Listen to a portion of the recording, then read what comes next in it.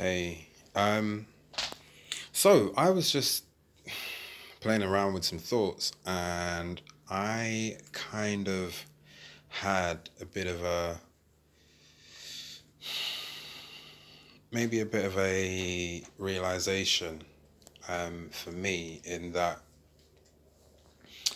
in regards to identity and how I would describe identity to myself, because I think that many of us are in situations where we don't really understand identity, like the factors of what it's made of, like how we can create what it is that is us.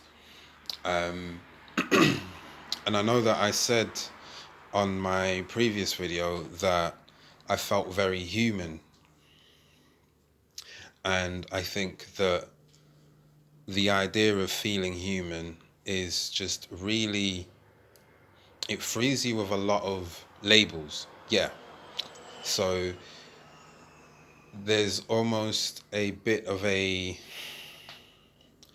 would I say, a distinction between labels and identity and like who you really are. So I'm gonna actually just stay over this side because I seem to be catching a bit of glare every now and then.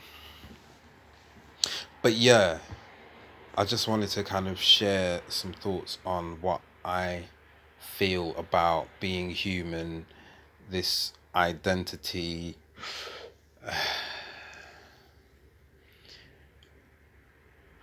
Like, picture this: when you are born, you are given a name, you're assigned a some sort of official number with the government that later on entitles you to, what's it called over here?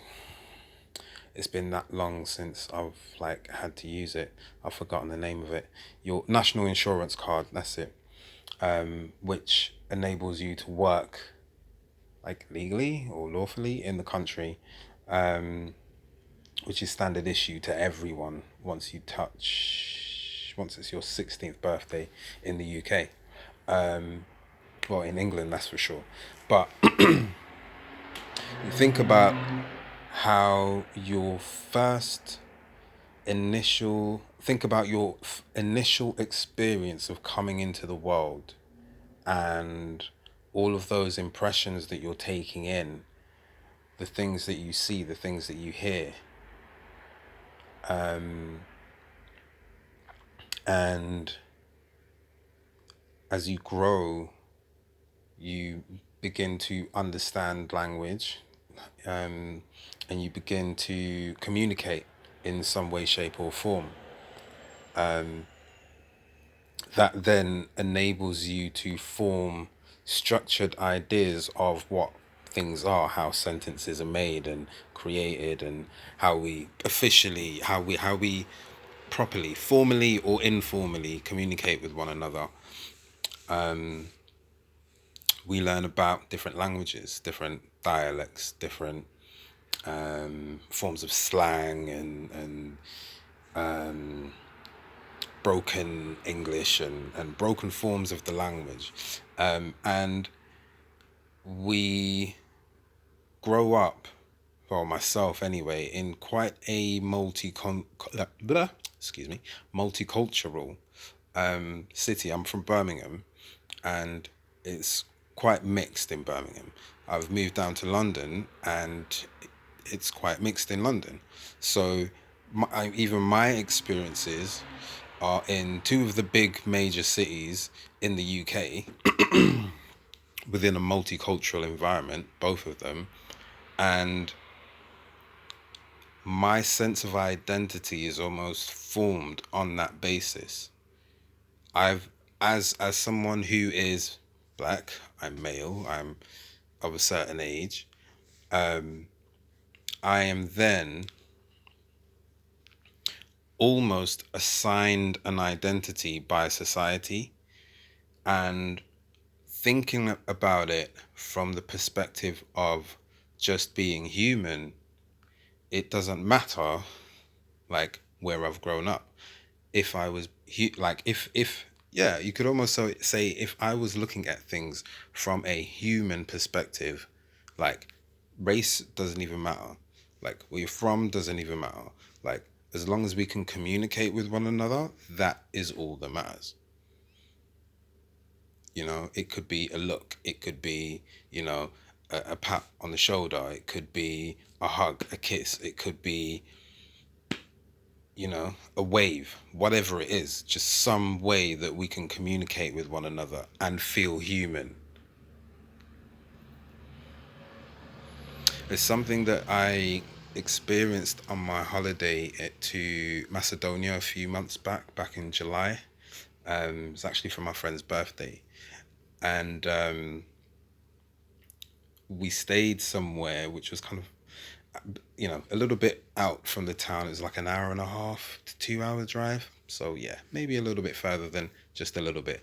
But it was like a village, and it was really hilly, and there was a stream like behind the house, and beautiful, beautiful scenery. But what I will say is, um, where was I going with this?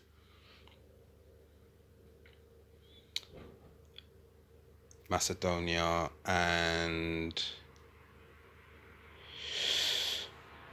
I've forgotten what I was going to say, but yeah.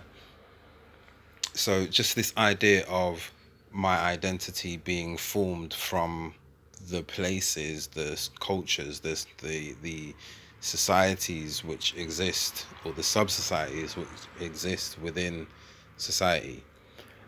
So my having grown up in Birmingham, a multicultural society, and my having moved to London in later on in life as an adult, um, also of a multicultural society, almost, if you look at it from one perspective, it's it's just the same in terms of like what I see people out there. There are many, many, many more people here from all over the world, and I've met like people from places that I've never like really met anyone from before. Um, that is also because I used to go out quite a lot, not drinking and stuff, but I had events and stuff. But just I'm just thinking about how that shapes my thinking in terms of my view of myself, and then how when I might go out to an environment where I'm around like majority white people, um, as I have been, like, you know, numerous times, and there's something in me that kind of goes, "Ooh, hello, what's going on here?" Like there's something that kind of goes, something's a bit, ah, you're the only black guy here, Jermaine. Mm. But then there's the other aspect of it where, okay, well, this is just any other environment. And this is what kind of brings me to the point where, in terms of identity, like the most simple that we can make it, the better. Um, Obviously, I can appreciate like family history and, you know, all of that kind of stuff, but at the same time, it's like if you're human, you stand for everyone. And I'm not sort of saying this in a sort of social justice warrior type fashion. I'm just saying it in a sense where you begin to get a feeling, or I've begun to get a feeling of just that sense of oneness within us all, that sense that exists as something that is very, very powerful and that connects us as human beings.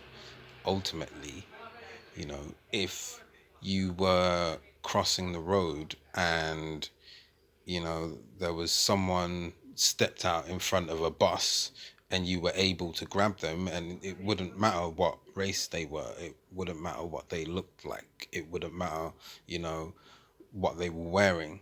You would grab, like, your innate nature would be to save their life, to pull them back,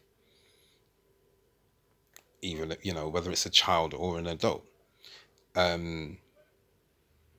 So if in the heat of the moment when it really counts, you're preserving a life through a natural human response, why do we have all of these hang-ups about race, about sexual orientation, about gender, about religious beliefs, political beliefs, football teams we might follow?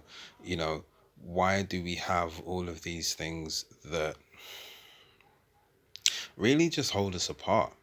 And it's actually quite sad when I think about it, because, and I'm not even saying this from the perspective of someone that thinks that they understand it all and that, you know, my view is the one authority over everybody else's, but it's just the idea that people have these views of that are quite, you know, they are extremely divisive. Like, I can't think of any better way to divide people than by a lot of the labels that are out there, a lot of the terms, you know, a lot of the persuasions, a lot of the suggestions. Because I was just thinking of some of the experiences that I've been in, and some of the environments that I've been in, and it's almost as if people expect me to be a certain way. Like, in fact, someone that I work with, I met them the first time I met them. We'd spoken on the phone before and whatnot, and then I met him, and he actually said, like, "Oh, like, you don't really look like how I expected." And I was like, "Oh, what did you mean?" And I was like, what does that even mean?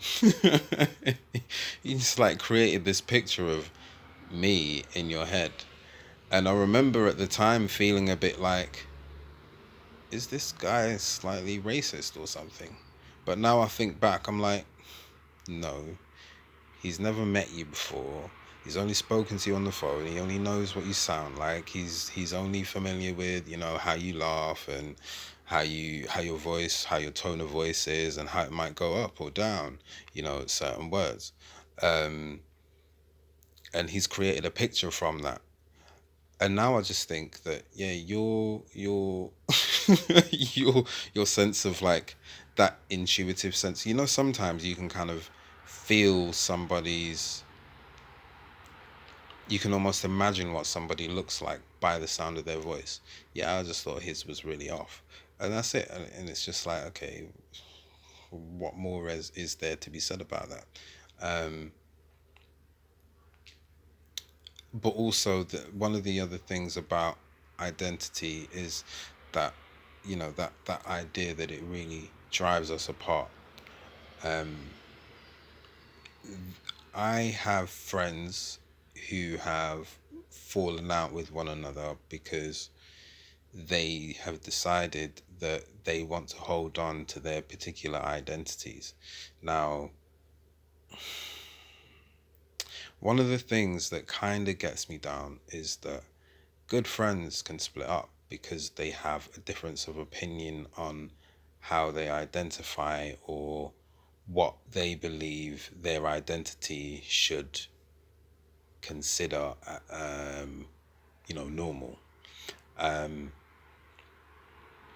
And over a difference of, I guess, opinion, a difference of sort of like subculture, like, people will fall out with one another, and they will break up like pretty good friendships. I, thankfully, have managed to steer clear of a lot of that. I I'm in a bit of a weird situation where I'm friends with a few different people that don't necessarily speak to one another. Um, we wouldn't ever all be up, be meeting up in the same place, or we might do, maybe some of us, but it wouldn't be like any sort of particularly engaging conversation taking place between them. But it's like I kind of realize that I'm in a bit of a situation where somehow I managed to negotiate that. And I think that sometimes it helps for you not to identify with any particular identity, because you can ruin really bad friendships like that. And I think it's a terrible thing. Like, I'm currently I'm currently doing a landmark seminar. And one of the ultimate things that it talks about, that it really drives home the point about, is about building solid relationships with people. And I've been working at this, and this is my fourth week of this seminar. There's 10 sessions. And that was following a weekend. It was a Friday, Saturday, Sunday, and then Tuesday evening, of just really, really intense work, which brought up a lot of revelations. And I realized a lot of different things about myself and about the relationships that I have with the people that are supposed to be close to me, or the people that should be close to me, or the people that, you know, I, it's just about creating relationships that actually function in your life, rather than fleeting or very superficial, very shallow relationships. And it's not to say that you can't have those relationships, but it's about really harnessing the power of those really intimate relationships that you have with people, that are close to you or around you. Um, and I just think the ability that I have to be able to have done that up to now, even before doing that, is something that I've begun to understand now more about how I actually do it. And it's through this sense of like identity. Like, I just have, or at least I'd like to think that I have a very minimal sense of identity in terms of what I should ascribe to, what religion I should believe in, what way of life I should follow, where I should work, what I should do, what I should look like, how I should dress, all of that stuff. Like, I don't really subscribe to any of that. And I think that it helps me to be able to have a varied experience, because I can walk into any situation and not feel, too far out of place. I can pretty much go, anywhere with anyone, meet up with, like, I've got a range of races amongst my friends. And it's interesting sometimes when I meet people that only know people of their sort, or they're only close friends or good friends, or just really friends with people that look like them.